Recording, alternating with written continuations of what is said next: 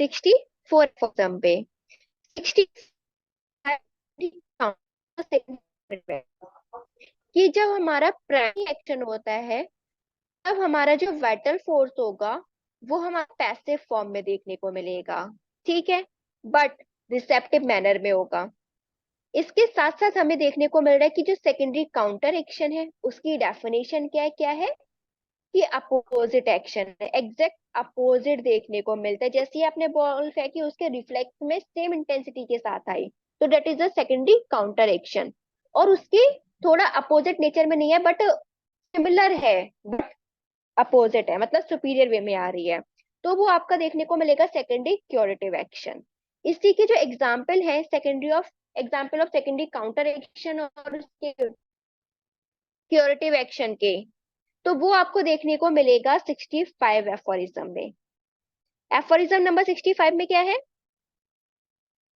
Secondary counter action के example है। जैसे कि आपने एक हाथ ठंडे पानी में रखा या गर्म पानी में रखा, हम सबसे पहले बता रहे हैं कि गर्म पानी में रखा, ठीक है, तो वो प्राइमरी एक्शन में तो क्या होगा, काफी ज्यादा गर्म हो जाएगा।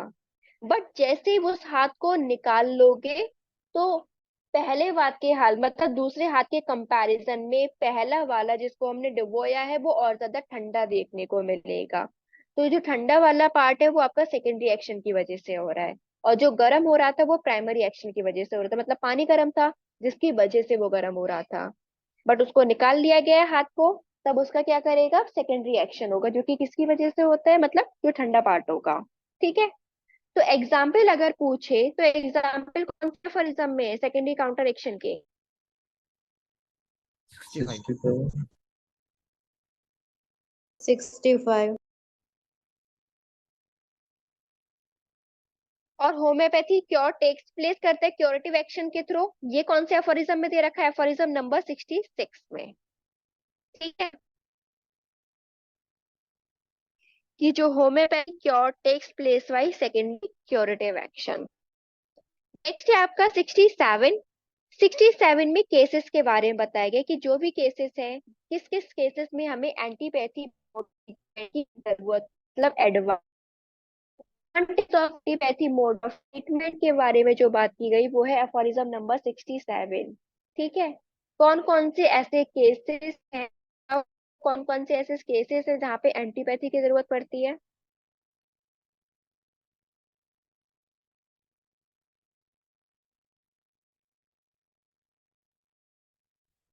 कौन कौन से ऐसे केसेस हैं? क्या चीज रिपीट करना है?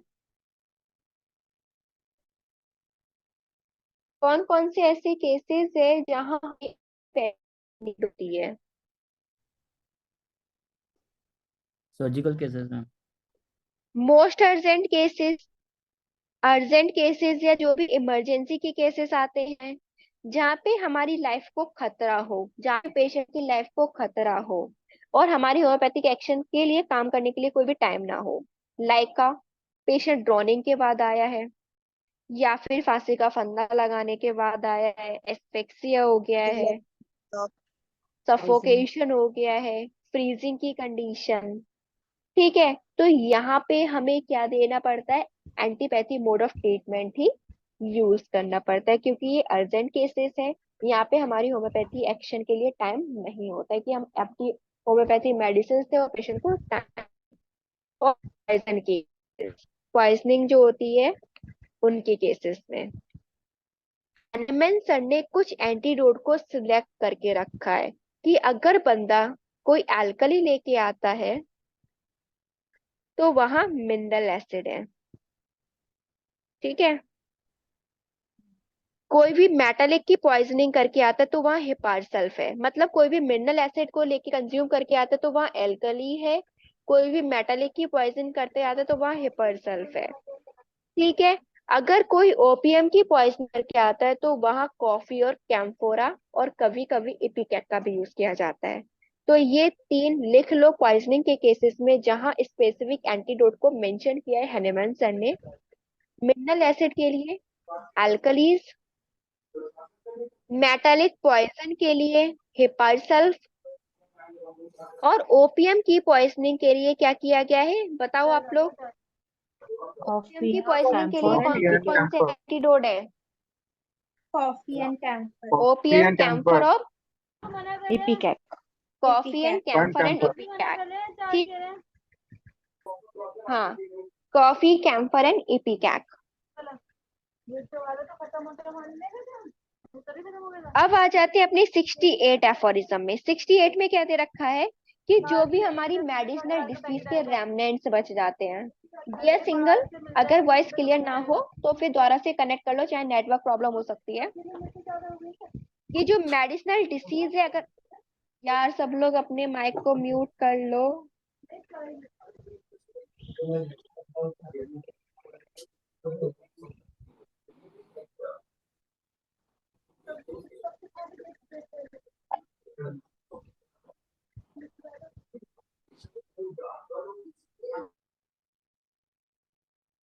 अब कोई आंसर नहीं देगा, जो भी आंसर देगा वो चैट बॉक्स में देगा। 68 में क्या दे रखा है कि जो मेडिसिनल डिसीज के अगर कुछ पार्ट्स रह जाते हैं तो वाइटल फोर्स के थ्रू ओवरकम करते हैं। ये आपका 68 में दे रखा है। 69 में क्या दे रखा है? 69 में दे रखा है कि जो एंटीपैथी मेडिसिन है वो सेम पार्ट पे एक्ट करती है जहाँ डिसीज एग्जिट कर रही हो। ठीक है, ऐसा हमारा किस में देखने को मिलता है?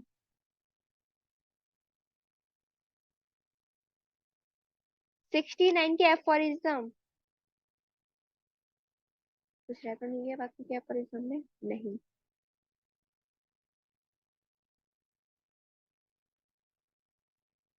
ये जब भी हम पैलिएटिव मोड ऑफ ट्रीटमेंट का यूज करते हैं तो एट दी लास्ट पेशेंट किसके पास आता है? होम्योपैथी के पास आता है। ठीक है, तो एंटीपैथी जो मेडिसिन होती है वो सेम पार्ट पे रिएक्ट करती है जैसे कि होम्योपैथी में देखने को मिलता है, बट एंटीपैथी थोड़ा बहुत भी ट्रांजिएंट रिलीफ देखने को मिलेगा, जबकि होम्योपैथी में अपना जड़ से खत्म कर देती है। ठीक है, ये कंडीशन होती है उसमें। एंटीपैथी के प्राइमरी एंड सेकेंडरी एक्शन के बारे में बात की गई 67 में। एडवांटेज ऑफ होम्योपैथी की बात की गई कि जो मेडिसिनल डिसीज है वो वाइटल फोर्स के थ्रू ओवरकम करती है, वो एफोरिज्म नंबर 68 में दे रखा है। और एंटीपैथी के डिसएडवांटेज क्या है वो 69।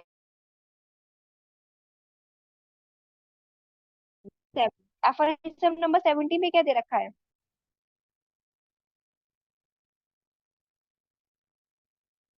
ये थ्योरेटिकल पार्ट होता है वो आपका एफोरिज्म नंबर 70 में दे रहा है, मतलब जितनी भी थ्योरेटिकल पार्ट की समरी है अभी तक जो हमने पढ़ा था 1 से 70 तक, वो आपका पूरा 70 एफोरिज्म में कवर है। ठीक है, जो भी थ्योरेटिकल पार्ट ऑफ ऑर्गेनॉन है वो आपका 70 एफोरिज्म में पूरी उसकी समरी है। अब कुछ क्वेश्चंस कर लेते हैं जिसकी वजह से आपको याद रहे कि हाँ आपको एफोरिज्म क्लियर हो रहे हैं या नहीं हो रहे हैं।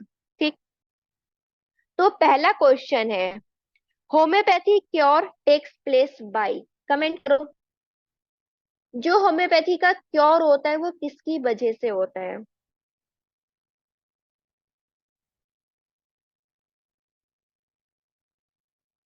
अभी बताया कि जो होम्योपैथी का जो क्योर होता है वो किसकी वजह से होता है?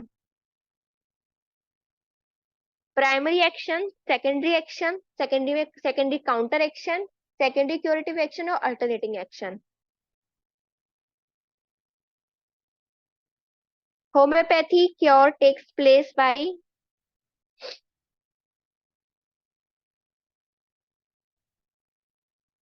Secondary curative action. ठीक है, तो पूरा बताओगे उसको। पोर्ट्रेट ऑफ द डिसीज कौन से एफोरिज्म में है? Portrait of the disease, second question है, पोर्ट्रेट ऑफ द डिसीज कौन से एफोरिज्म में है? 6 एफोरिज्म में। मटेरिया पिकेंस आपका कौन से एफोरिज्म में है? एमपी।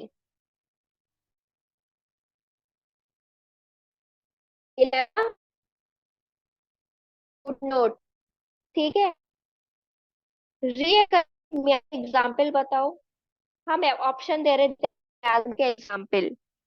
फर्स्ट ऑप्शन है कॉलरा, सेकंड ऑप्शन है चिकन पॉक्स, थर्ड ऑप्शन है स्मॉल पॉक्स और फोर्थ ऑप्शन है cow pox.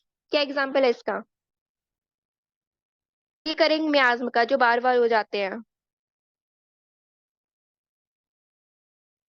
Example of recurring miasms, cox, cholera या कॉक्स। कौन सा ऑप्शन? कॉलरा। ठीक है। नेक्स्ट क्वेश्चन है आपका, सिम्टोमेटिक ट्रीटमेंट किसको बोला गया है? फॉल्टी सिम्टोमेटिक ट्रीटमेंट किसके लिए बोला गया है? एंटीपैथी के लिए बोला गया है। और स्कालेटीना, स्कालेटीना का जो प्रोफिलेक्सिस है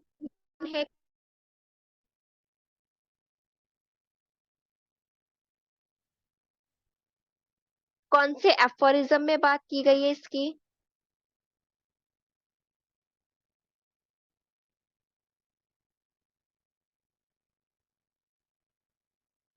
वेलाडोना 33 का फोट में है। ठीक है। इसी के साथ में हमने एक एडिशनल नॉलेज बताई थी।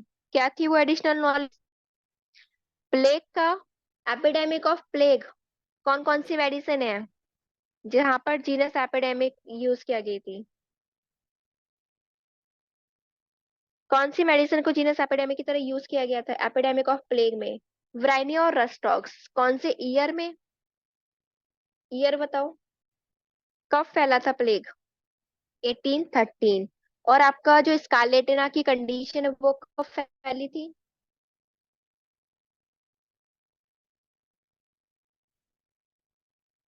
1801 में। ठीक है। ब्लड लेटिंग, हैनेमैन सन ने किसको क्रिटिसाइज किया है ब्लड लेटिंग मेथड में?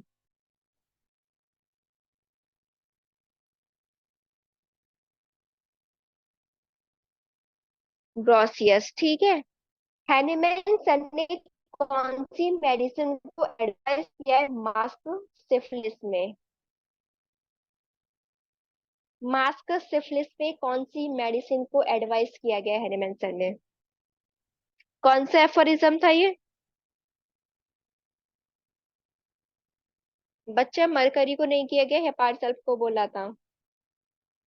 41 एफोरिज्म है। ठीक है।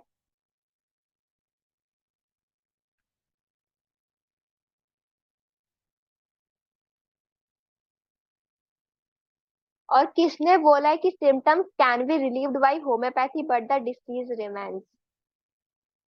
किसने ये लाइन बोली है? कौन सा एफोरिज्म?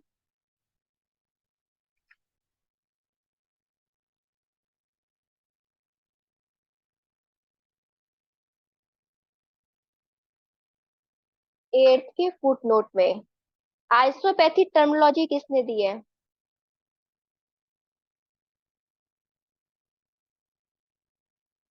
आइसोपैथी किसने दिया है? डब्ल्यू लक्स या विलियम लक्स। ठीक है। चलो अपने चलते हैं अब नेक्स्ट पार्ट पे जो कि है आपका 71। 71 में क्या बोल रखा है?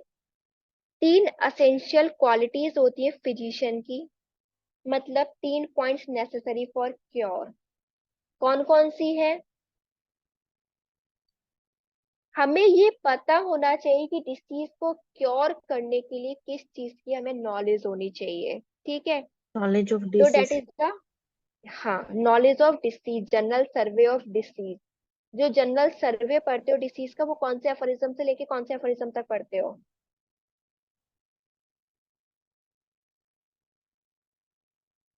72 से लेके 81 तक आप लोग जनरल सर्वे ऑफ डिसीज पढ़ते हो।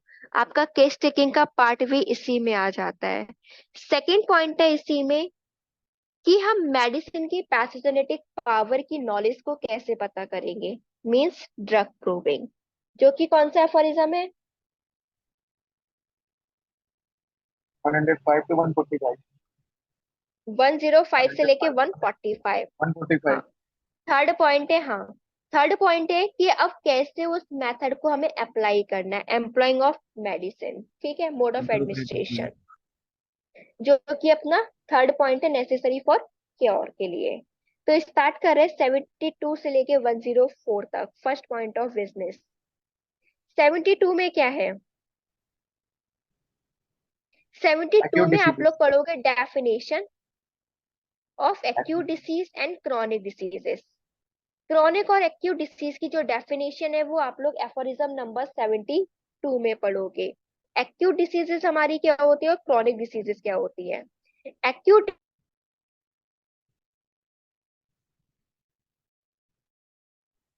एक्यूट डिसीज होती है वो हमारी क्या होती है, रैपिड होती है। ठीक है, अपने मॉडरेट टाइम में करेंगी, फिर अपना कोर्स को कंप्लीट करके चली जाएंगी, या फिर हो सकता है पेशेंट की डेथ हो जाए या रिकवरी हो जाए, शॉर्टेस्ट टाइम के लिए रहती है। जबकि क्रॉनिक डिसीज क्या होती है, इसकी शुरुआती धीरे धीरे चालू होगी। वाइटल फोर्स खुद से इसको रिलीफ नहीं दे सकता है। इसमें आपको पेशेंट जो सफर होगा वो क्रॉनिक मियाज्म से सफर कर रहा है। Definition of acute and chronic disease जो दे रखी है वो एफोरिज्म नंबर 72 में है। नेक्स्ट अगर हम पूछे टाइप्स ऑफ एक्यूट डिसीज, कौन से एफोरिज्म में है? 73.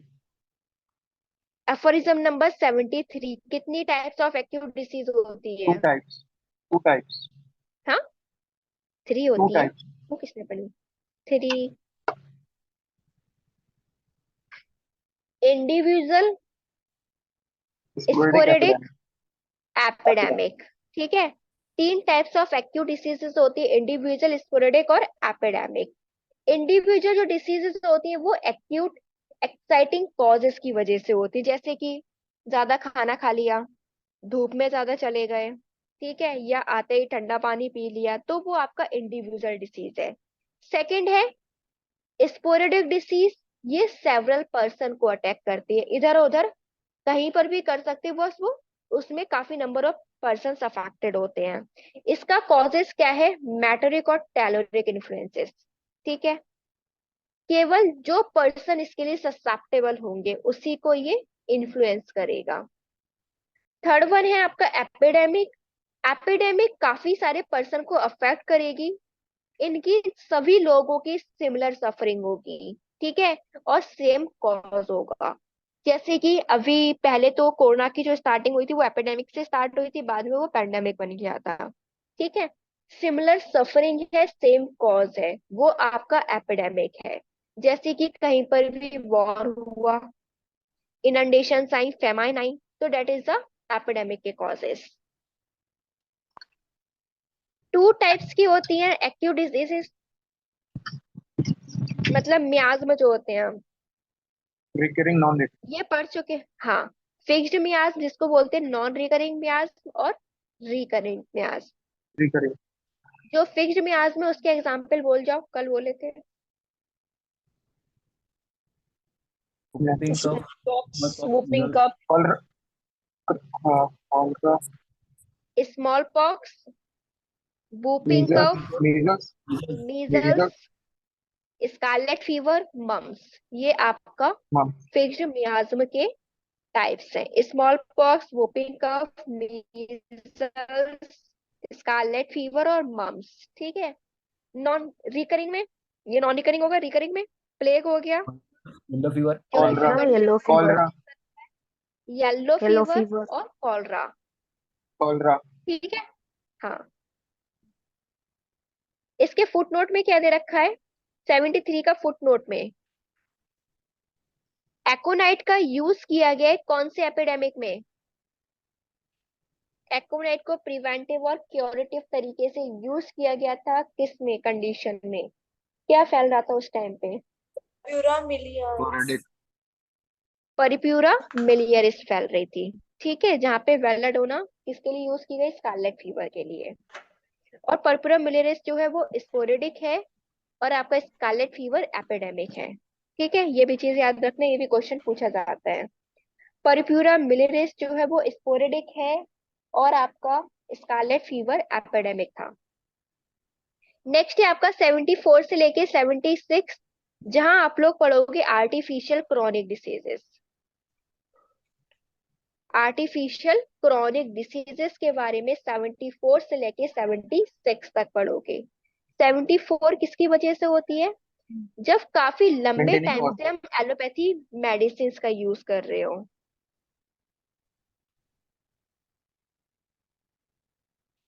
ठीक है।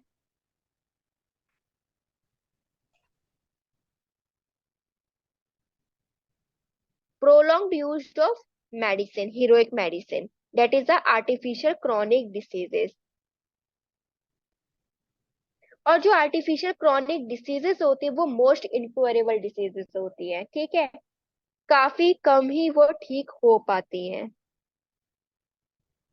इसके फुटनोट में 74 में भी prolonged use of heroic medicine के बारे में बोल रखा है, और 74 के फुटनोट में हमने बोला था कि 74 में भी ब्राउसी मेथड ऑफ ट्रीटमेंट के बारे में बात आई है, तो 74 के फुटनोट के में भी ब्राउसी मेथड ऑफ ट्रीटमेंट के बारे में बात आई है। ठीक है। प्रोलॉन्ग्ड यूज ऑफ मेडिसिन के बारे में और कहाँ कहाँ बात की गई है एफोरिज्म में? एक तो आपका 74 हो गया, 235 एफोरिज्म और 274 एफोरिज्म। 235 एफोरिज्म, 274 एफोरिज्म और 74 एफोरिज्म, इन सभी में आपका prolonged use of heroic medicine के बारे में बात की गई है। ठीक है। 75 में क्या कहा गया है कि जो आपका आर्टिफिशियल क्रॉनिक डिसीजेस होती है वो इनक्योरेबल है, बस इतना। 76 में क्या कहा गया है कि जो Maintaining cause. वाइटल मतलब क्या चीज बोलो, 76 में क्या कहा गया है? Maintaining cause, ma'am. यहाँ पे ये बोला गया है कि जो आपका आर्टिफिशियल क्रॉनिक डिसीजेस होती है वो वाइटल फोर्स की से भी मतलब ठीक हो जाएगी। यहाँ पे कोई भी क्रॉनिक मियाज्म नहीं होता है बैकग्राउंड में, ये बोला गया है। अगर पेशेंट मर जाता है, इसके फुटनोट है 76 के फुटनोट में बोला गया है कि अगर पेशेंट आर्टिफिशियल क्रॉनिक डिसीजेस की वजह से मर जाता है, तो जब फिजिशियन उसको पोस्टमार्टम एग्जामिनेशन के लिए बोलते हैं, तो जो भी ऑर्गन्स में चेंजेस आते हैं वो उसकी वजह से, अपने ट्रीटमेंट की वजह से, वो कभी भी नहीं बताते कि हमारा ट्रीटमेंट ऐसा था जिसकी वजह से पेशेंट की डेथ हुई है। कभी भी अपने ऊपर ब्लेम नहीं करते इस चीज का। ऐसे हनीमैन सर ने 76 के फुटनोट में बोल रखा है। नेक्स्ट है आपका aphorism 77, inappropriate named chronic diseases. यहाँ है आपका मेंटेनिंग कॉज। ठीक है। सीडो क्रॉनिक डिसीज, जिस चीज को हम अवॉइड कर सकते हैं बट नहीं कर रहे हैं और उसी की वजह से कंटिन्यू एक्सपोज में जा रहे हैं, तो उसी की वजह से आपकी सीडो क्रॉनिक डिसीज फॉर्म होती है। Due to continual exposure to avoidable noxious influences, जैसे कि काफी लंबे टाइम से काम कर ही जा रहे हैं, दिन रात लगे पड़े हैं, काफी ज्यादा लिक्विड ले ली है, स्टिमुलेंट्स ले लिया है। ठीक है। या फिर डैम्पनेस वाले एरियाज में रह रहे हैं, हम उसको अवॉइड कर सकते हैं, जगह अपनी चेंज कर सकते हैं, बट हम वही रह रहे हैं, तो ये जो डिसीज को फॉर्म करेगा that is a pseudo chronic disease या इनएप्रोप्रिएटली नेम्ड क्रॉनिक डिसीज। ये अपनी मोड ऑफ लिविंग को ठीक कर लोगे, पेशेंट ठीक हो जाएगा। नेक्स्ट है आपका 78 से लेके 81, यहाँ पे ट्रू क्रॉनिक डिसीजेस है। ठीक है। ट्रू क्रॉनिक डिसीज मतलब क्रॉनिक मियाज्म की वजह से हो रही है, यहाँ पे कोई ना कोई मियाज्म है बैकग्राउंड में जिसकी वजह से क्रॉनिक डिसीज फॉर्म हो रही है। ये धीरे धीरे टाइम बाद खुद से इंक्रीज होती चली जाएगी, और जब तक पेशेंट की जिंदगी खत्म नहीं हो जाती तब तक ये उसके साथ रहती till end of the life. But हाँ, उन लोगों में हो सकता है कम एक्सपोज हो या कम परेशान करे, जैसे कि रोबस्ट इंडिविजुअल्स हैं, रोबस्ट कंस्टिट्यूशन है, उनकी मोड ऑफ लिविंग को रेगुलेट करके चल रहे हैं, प्रॉपर डाइट एंड डिजाइन का ख्याल रख रहे हैं, तो उनपे कम अफेक्ट करती है ये। 78 का फुटनोट में क्या बोल रखा है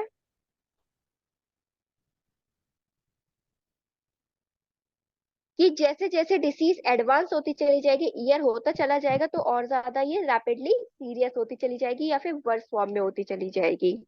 फर्स्ट क्रॉनिक मियाज हैनिमैन सर ने किसको, मतलब पहला क्रॉनिक मियाज कौन सा आया था? सोरा, सिफिलिस, साइकोसिस, पहला कौन सा आया था? साइकोसिस, गुड। Psychosis. पहला आपका साइकोसिस आया था, सेकंड क्रॉनिक मियाज्म आपका सिफिलिस है, और सोरा है, थर्ड है। कितने साल लगे थे हैनेमैन सर को मियाज्म फाइंड आउट करने का में? 12 years.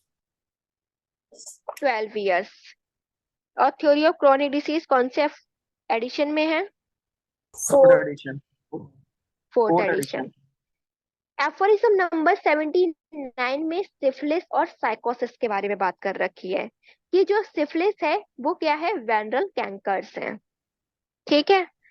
Chronic miasmatic disease syphilis के बारे में बोल रखा है कि जो इसके प्राइमरी सिम्टम्स होंगे वो क्या होंगे? वेनरल कैंकर्स होंगे।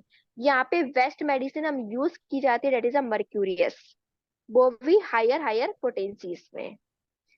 इसी में बात कर रखी है साइकोसिस के बारे में। साइकोसिस क्या है? कॉलीफ्लावर लाइक एक्सक्रीसेंस, कहीं पर भी ग्रोथ हो रही हो, डेट इज। यहाँ पे जो मेडिसिन का यूज किया गया है वो है थुजा, और इसके अल्ट्रेशन में चला गया है नाइट्रिक एसिड।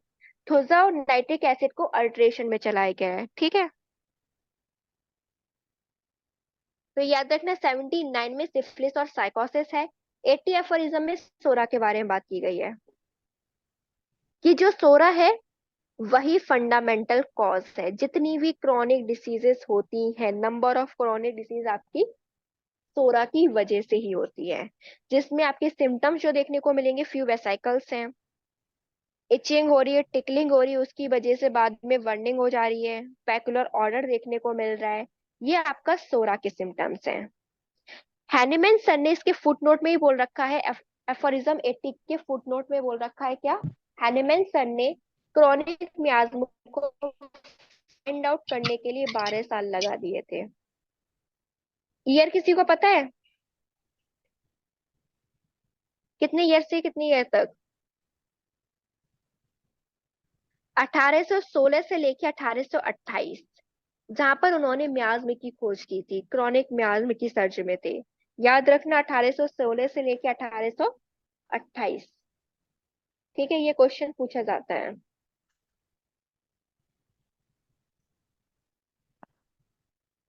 और थ्योरी ऑफ क्रॉनिक डिसीज का जर्मन नेम क्या था, पता है किसी को? थ्योरी ऑफ क्रॉनिक डिसीज का जर्मन नेम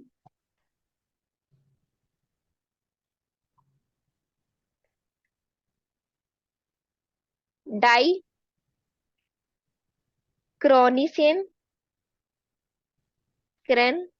स्पेलिंग देख लो, हम भी नहीं बोल पाएंगे, जर्मन हमें नहीं आती।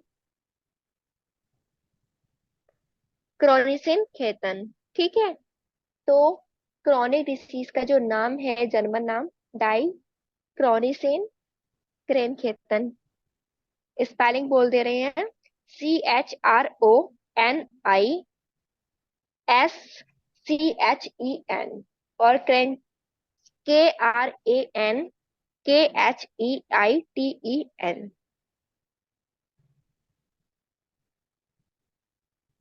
नेक्स्ट है आपका एफोरिज्म नंबर 81। एफोरिज्म नंबर 81 में एसेसरी सर्कमस्टांसेस है। ठीक है, एसेसरी सर्कमस्टांसेस और कहाँ कहाँ मेंशन की गई है? Fifth aphorism. फिफ्थ एफोरिज्म और What? 89. 18 एफोरिज्म, जहाँ एसेसरी मॉडलिटीज लिखा गया है।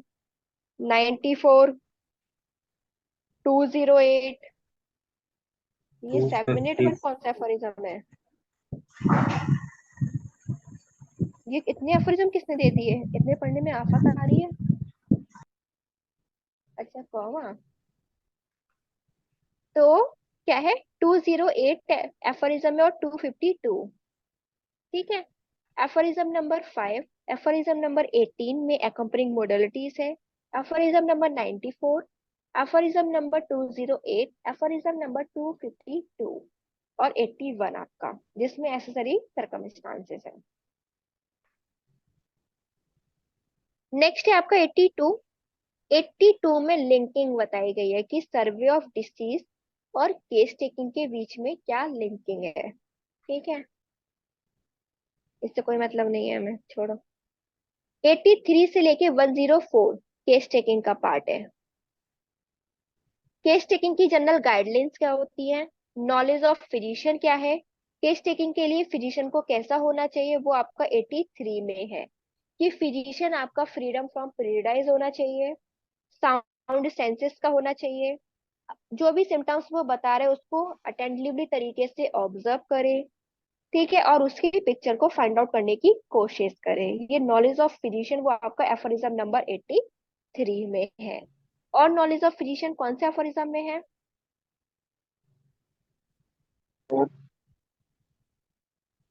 थर्ड में, थर्ड में। Qualification of physician.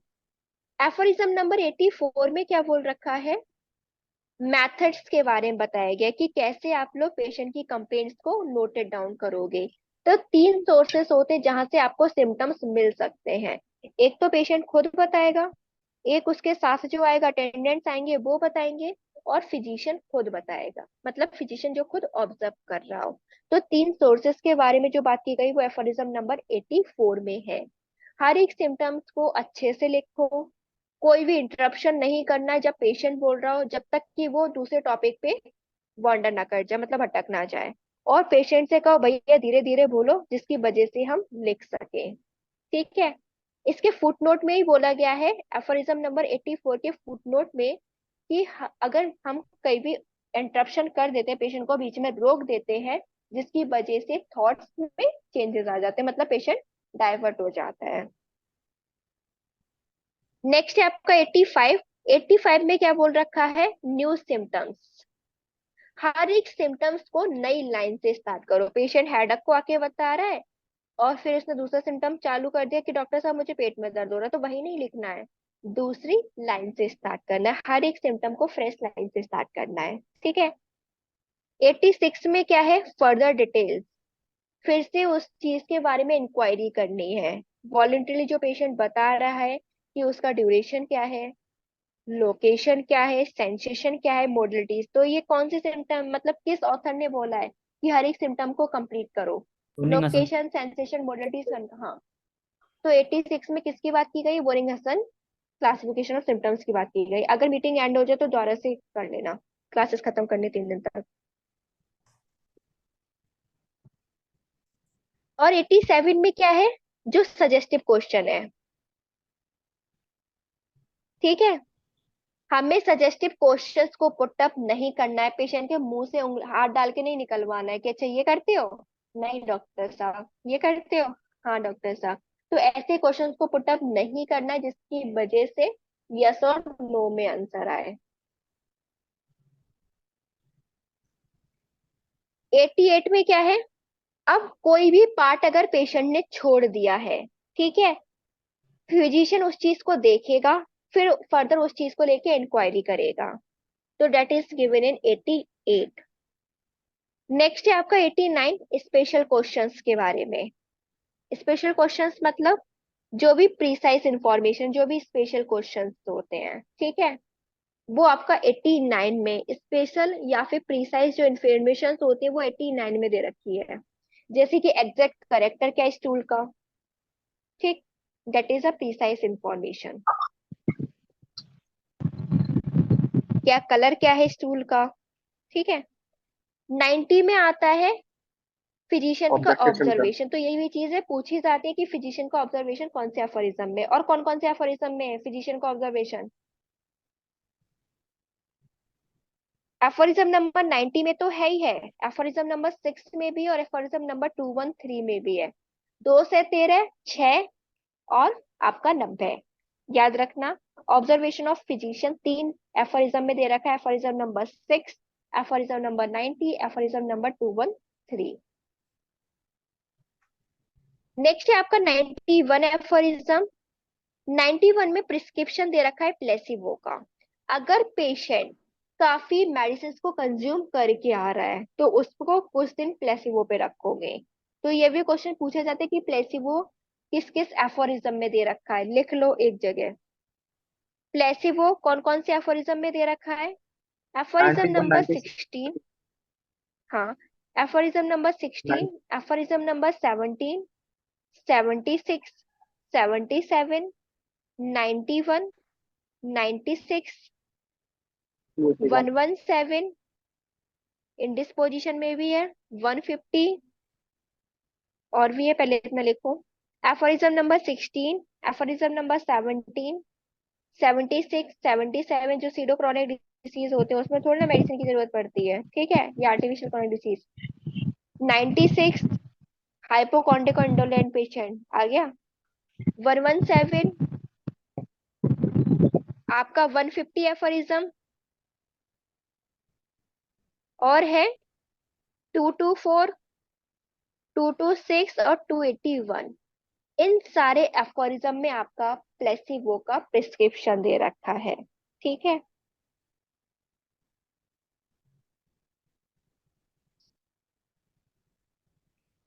Next aphorism है 92।